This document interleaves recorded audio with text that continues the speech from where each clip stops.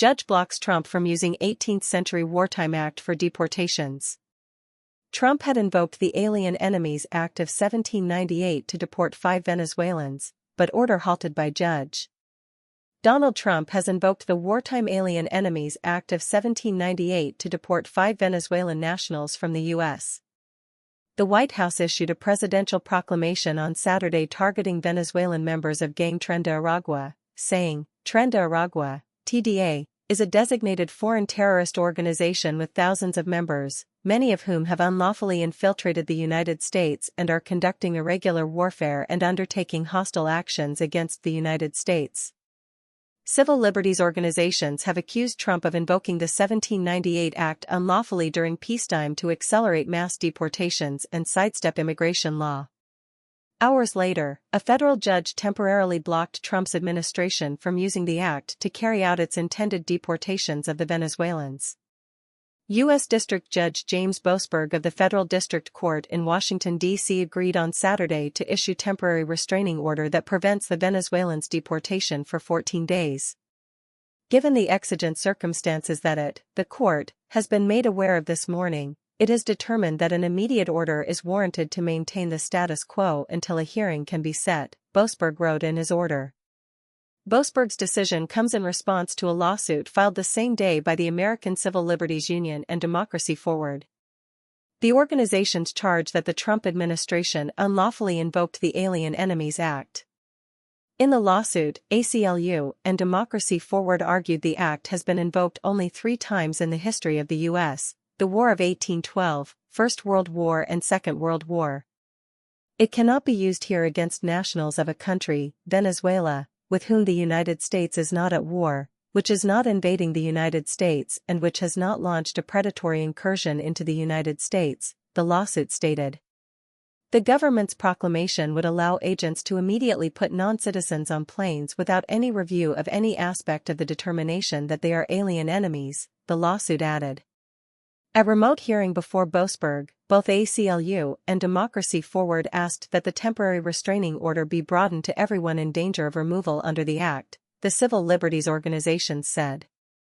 The president had previously ordered his administration to designate Venezuela's Tren de Aragua gang as a foreign terrorist organization. With Trump characterizing the gang as a foreign force that is invading the U.S., civil liberties organizations such as the ACLU feared Trump would invoke the 1798 Act unlawfully during peacetime to accelerate mass deportations, sidestepping the limits of this wartime authority and the procedures and protections in immigration law. The 227-year-old law is designed to primarily be used in wartime, and only Congress has the authority to declare a war. But the president does have the discretion to invoke the law to defend against a threatened or ongoing invasion or predatory incursion, according to the Brennan Center for Justice, a nonpartisan authority on law and policy. This law shouldn't be invoked because migration is not an invasion, and we're not in a wartime, said Juliana Macedo do Nascimento, the deputy director of federal advocacy for United We Dream, an immigrant rights organization. It's extremely horrifying that we, as immigrants, are being labeled as terrorists, as invaders. Those subject to the Alien Enemies Act could be deported without a court hearing or asylum interview, and their cases would be governed by wartime authority rather than by immigration law. The Alien Enemies Act specifically allows the president to detain, relocate, or deport immigrants based on their country of ancestry, and crucially covers not only citizens of hostile nations but also natives, which could include people who may have renounced their foreign citizenship and sought legal residency in the U.S. The centuries-old law was also used to arrest more than 31,000 people, mostly people of Japanese, German, and Italian ancestry, as alien enemies during the Second World War, and played a role in the mass removal and incarceration of Japanese Americans during the war. Trump has been building his case for invoking the act for years by characterizing the influx of migrants at the southern border as an invasion.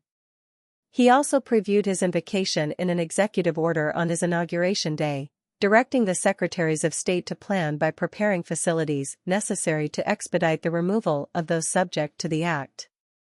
By invoking the Alien Enemies Act of 1798, I will direct our government to use the full and immense power of federal and state law enforcement to eliminate the presence of all foreign gangs and criminal networks bringing devastating crime to U.S. soil, including our cities and inner cities, he said in his inaugural address. Though anti-immigrant politicians and groups have long advocated for the use of the act in response to unlawful border crossings, Macedo do Nascimento said a number of executive orders and congressional policies have already broadened the federal government's authorities to detain and deport immigrants. There are already laws that allow for mass detention. There are already laws, like the Lake and Riley Act, that would broaden the dragnet of people who can be detained, Macedo do Nascimento said. So the idea of him invoking the Alien Enemies Act feels kind of needless. To me, it is really about building the narrative to label immigrants as terrorists.